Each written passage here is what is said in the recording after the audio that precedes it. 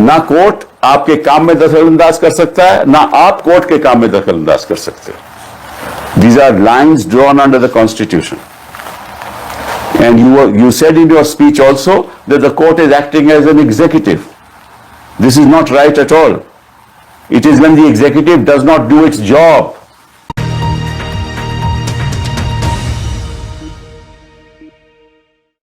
तो मुझे दुख भी हुआ और आश्चर्य भी हुआ, क्योंकि जुडिशियल इंस्टीट्यूशन, चाहे वो सुप्रीम कोर्ट हो, चाहे वो हाई कोर्ट्स सारे देश में हो, उनके ऊपर आज के दिन भी अगर किसी संस्था पे विश्वास है तो जुडिशरी पे है। और मुझे ऐसा लगता है कि जब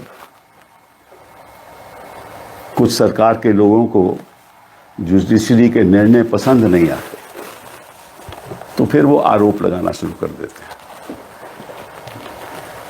कि ये हद से बाहर हैं, और जब उनको पसंद आते हैं तो फिर विपक्ष को कहते हैं ये तो सुप्रीम कोर्ट ने फैसला किया। कोई सवाल उठाए 370 पे तो ये तो सुप्रीम कोर्ट का फैसला था। राम जन्मभूमि की जजमेंट पे सवाल आए तो ये तो सुप्रीम कोर्ट का फैसला था, ये तो सुप्रीम कोर्ट का फैसला था। और अगर हाल ही में जस्टिस पारदीवाला की जजमेंट आई तो ये कैसे सुप्रीम कोर्ट कर सकती है। मतलब जो आपको जजमेंट सही नहीं लगे, आपके सोच के अनुसार नहीं हो, तो वो तो गलत है, और जो आपके सोच के अनुसार है वो ठीक है।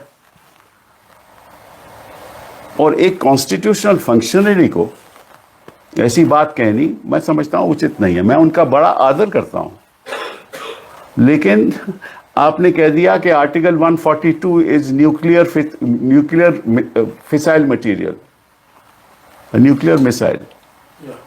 ये कैसे कह सकते हैं आप? आपको मालूम है कि आर्टिकल 142 के द्वारा सुप्रीम कोर्ट को संविधान ने यह हक दिया है। ये कोई सी सरकार ने हक नहीं दिया, संविधान ने हक दिया है टू डू कंप्लीट जस्टिस। पहली बात ये। दूसरी बात, और ये मैं देश की जनता को बताना चाहता हूं कि president of India is a titular head.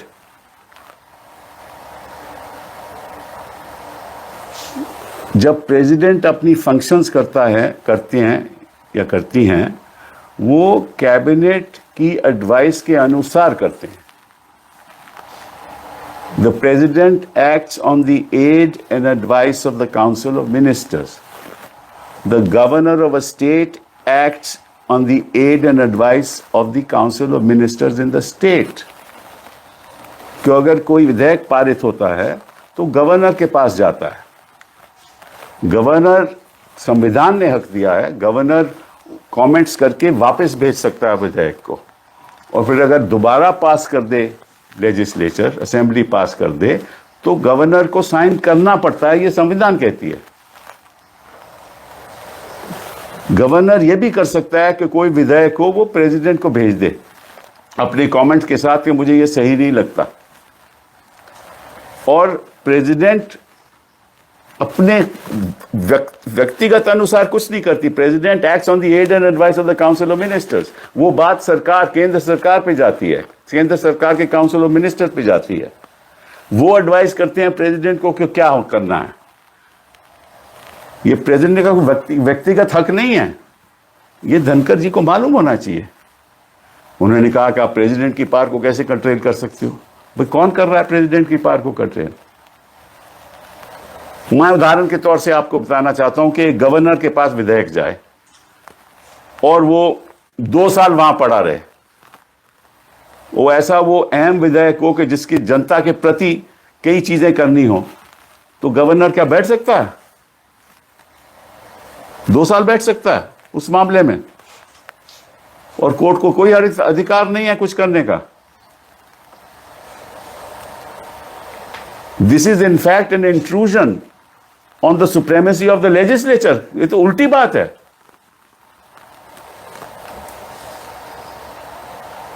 Parliament अगर बिल पास करे, क्या प्रेसिडेंट उसमें बैठ सकते हैं?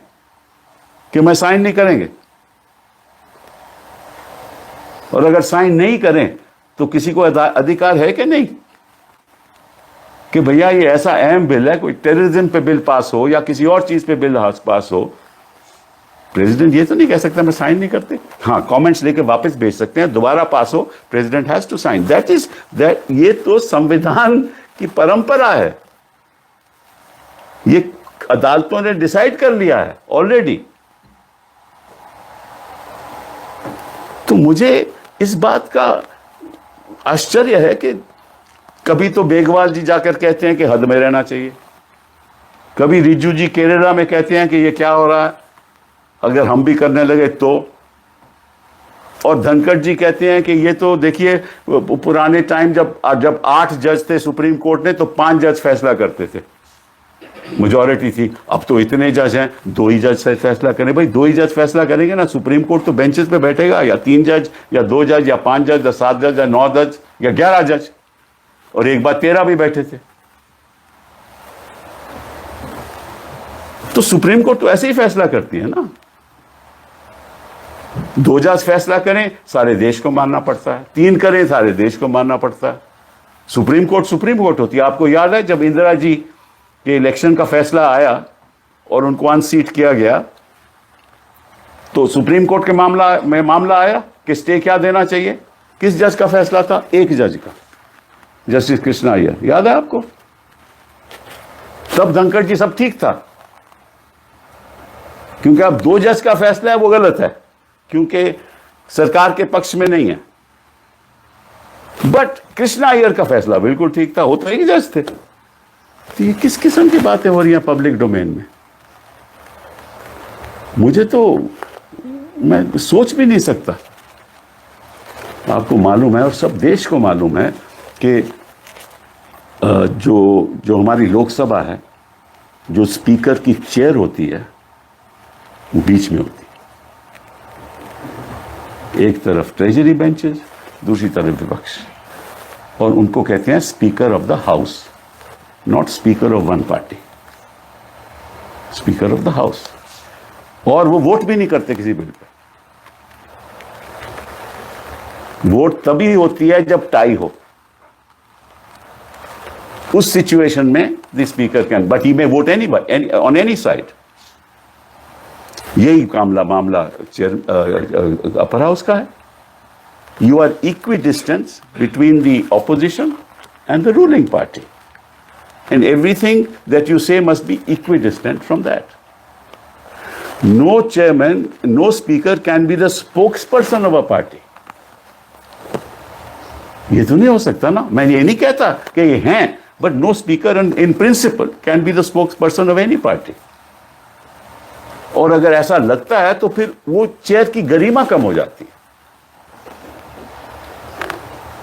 हम तो चाहते हैं कि निष्पक्ष तरीके से काम हो। अभी धनखड़ जी कहते हैं देखिए इतनी डिसरप्शन होता है पार्लियामेंट में। वो मुझे याद है सुषमा स्वराज जी जब और अरुण जेटली जी जब डिसरप्शन करते थे तब तो किसी को तकलीफ नहीं थी। तब तो जेटली साहब कहते हैं this is part of parliamentary practice. ये तो मतलब कि देखिए ऐसा है, जब आपके प्रेसिडेंट जी स्पीच पढ़ती हैं पार्लियामेंट में शुरुआत के सेशन में, तो स्पीच कौन लिखता है? प्रेसिडेंट लिखता है या लिखती हैं? स्पीच तो कैबिनेट लिखती है ना, काउंसिल ऑफ मिनिस्टर्स पास करते हैं ना। जो भी वक्तव्य देना हो एज अ गवर्नमेंट, हर चीज पे साइन प्रेसिडेंट का होता है, लेकिन फैसला काउंसिल ऑफ मिनिस्टर्स का होता है। ये हमारा सिस्टम ऑफ गवर्नेंस है। अगर आपको कोई तकलीफ भी है किसी फैसले से तो उसको रिव्यू कीजिए। उसकी रिव्यू एक तरीका है ना, रिव्यू डालिए। अगर रिव्यू ठीक नहीं होता तो आगे भी हो सकता है। और अगर आपको लगता है कि इसमें बड़े कोई प्रॉब्लम्स आ जाएंगी तो आर्टिकल 143 के अंतर्गत आप एडवाइजरी ओपिनियन ले लीजिए सुप्रीम कोर्ट से। एडवाइजरी ओपिनियन ले लीजिए सुप्रीम कोर्ट से, ये भी आपको रास्ता है। और अगर इनके पास तो बड़े वकील, ऐसे काबिल वकील हैं, हम बता देंगे इनको क्या क्या करना क्या नहीं चाहिए। लेकिन एक ऐसा वक्तव्य देना कि अब article 142 is nuclear missile. What was a nuclear missile was नोटबंदी, not 142. कि आपने सारी समस्या खत्म कर दी. लोगों की आर्थिक समस्या में गरीब लोग के पास पैसा नहीं रहा, तब तो कोई तकलीफ नहीं किसी को हुई. और साथ में आपने और कुछ बड़ा कुछ कह दिया. आपने अपनी स्पीच में 1982 की बात की, 84 की बात की. आपने अपनी स्पीच में 1984 की बात की, 2002 की तो नहीं की. आपने इमरजेंसी की बात की, जो कॉन्स्टिट्यूशनली डिक्लेयर्ड इमरजेंसी, जिसकी एडीएम जबलपुर ने जिसको अपहोल्ड किया. आपने अनडिक्लेयर्ड इमरजेंसी की तो बात ही नहीं की. ये भी तो इमरजेंसी चल रही है ना. आपने जिस तरह से संस्थाओं का कब्जा हो रहा है उसकी बात नहीं की. जिस तरह से एक पब्लिक, मतलब के बेचारे जो जज हैं वो तो बोल नहीं सकते ना, वो कैसे जवाब दे? वो जवाब नहीं दे सकते. तो आप ऐसे वक्तव्य दोगे, ऐसा लगेगा कि जुडिशरी को एक सबक सिखाया जा रहा है. ये उचित नहीं है, ये संवैधानिक भी नहीं है. फिर आपने एक और अजीब सी बात की. आपने कहा कि जो 14-15 मार्च को किसी जज के घर पे कुछ हुआ, तो उसके पास हमें सुप्रीम कोर्ट में से ऐसी खबर मिली है. यह आपने कहा, reliable sources from supreme court के बताया गया. उसका एफआईआर क्यों नहीं हो रहा? अभी आप तय करोगे वो एफआईआर करना. वो भी एक 5 जजेस का फैसला है वीरास्वामी का कि एफआईआर तभी होगी जब chief justice of India sanction देगा. तो उस फैसले को नहीं आप मानते? अभी जो फैसले हो चुके हैं उनको मानते नहीं, जो क्योंकि आप सोचते हो कि वो गलत हैं, और जो आप सोचते हो सही हैं क्योंकि सरकार वो ऐसा चाहती है, तो वो सही है. और फिर आपने ये कहा कि उसके खिलाफ एफआईआर होनी चाहिए, और आज तक कोर्ट क्यों नहीं बताती कि क्या नहीं है? तो कोर्ट आपको बताएगी. ये कोर्ट का एक कर्तव्य है कि आपको जाकर चिट्ठी लिख के बताए कि ये हो रहा है. कोर्ट फैसला करेगी और हम कोर्ट के लिए खड़े हुए हैं. कोर्ट को तथ्य तक पहुंचता है कि किसने साजिश की, किसने नहीं की. और आपको अगर कोई खबर है तो बताइए जनता को, और ये भी बताइए कि किसने आपको खबर दी. ना कोर्ट आपके काम में दखलंदाज कर सकता है, ना आप कोर्ट के काम में दखलंदाज कर सकते. These are lines drawn under the Constitution. And you said in your speech also that the court is acting as an executive. This is not right at all. It is when the executive does not do its job that the court is to intervene, and intervene under the provisions of the Constitution, not intervene otherwise. If the governor of a state says, I will not look at your bills, Dhankar ji, we moved an impeachment motion. We moved an impeachment motion against a judge of the High Court, and that was moved in December. And there were 54 people who signed that motion. We are now where are we now? We are now in May. It's April. So December, January, February, March, April, 5 months. It took you 5 months to find out whether those 55 signatures were genuine or not. And how many more months will it take to find out the genuineness of those signatures?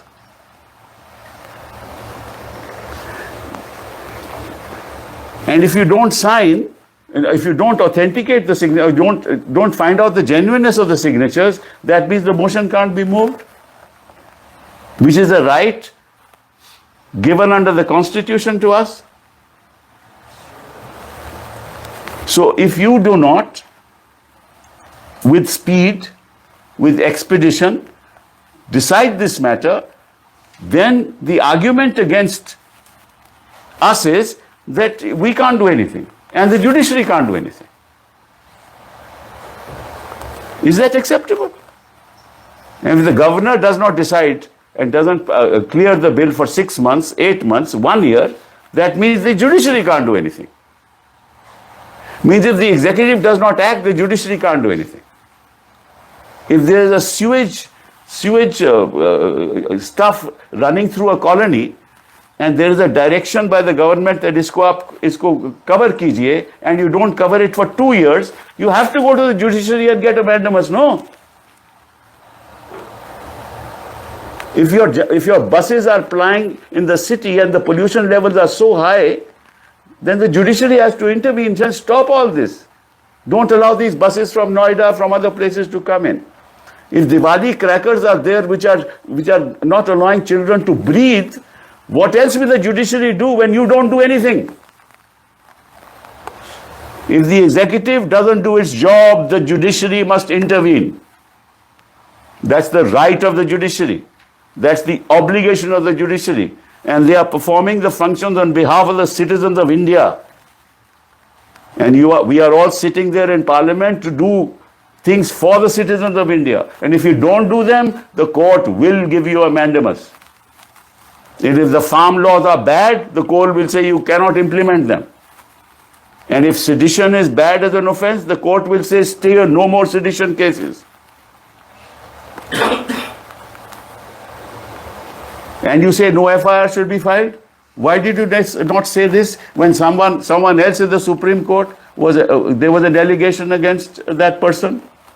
Why did you not say that? Why don't you file an FIR? I'm not saying allegations was right or wrong, but judiciary said there was nothing in it, so nothing happened. Why did you not question that?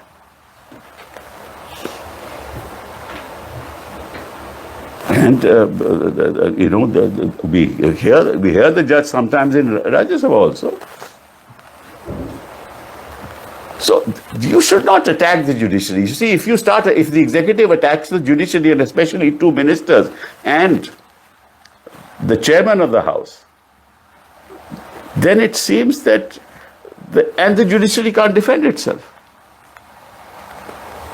Then the polity of the country must come forward and defend the judiciary. We trust the judiciary in doing the right thing. The independence of the judiciary is fundamental to democracy in this country. Without that, all our rights are in danger, as they already are.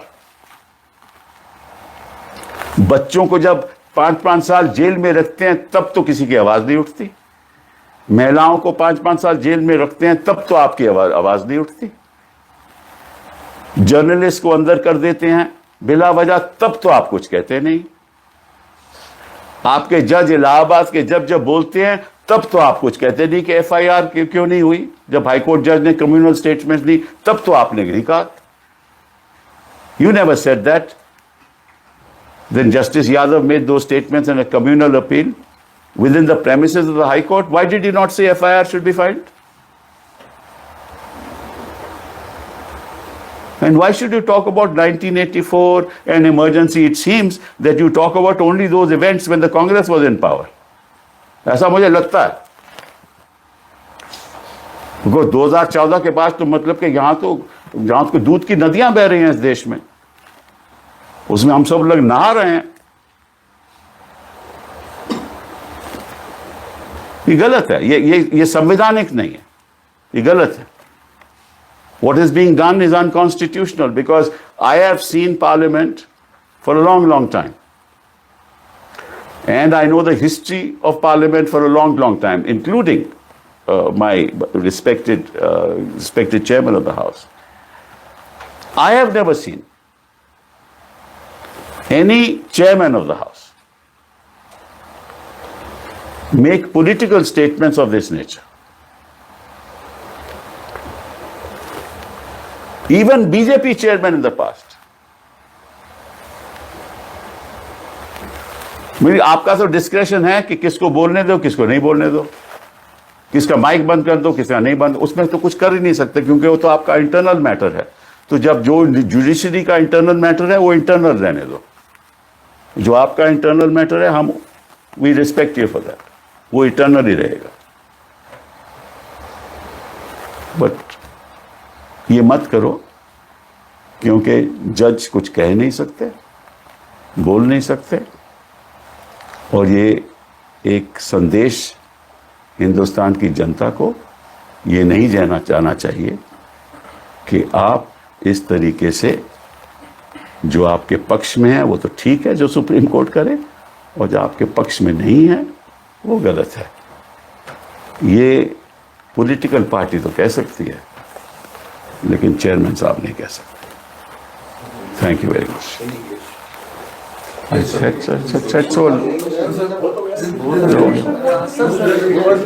just disturb it in English. I already said everything in English.